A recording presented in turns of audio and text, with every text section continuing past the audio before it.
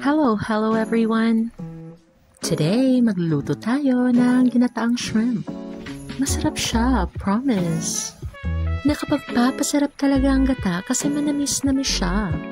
It's a very comforting food. Ang mahal na pala ng pulang isda na ito. But, it's worth it. Masarap siya. Yan o, ang liit niya, pero 280 pesos ang peraso. Linisin ng maigi ang shrimp at prituhin na ang lapu-lapu. Ihanda na natin lahat ng sangkap.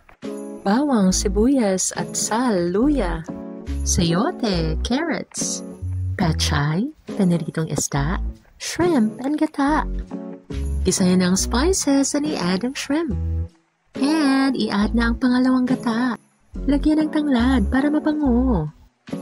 Pag kumulo na, ilagay na ang mga vegetables like carrots and sayote. Looks masarap na. Mag-add ng mga seasoning na gusto niyo.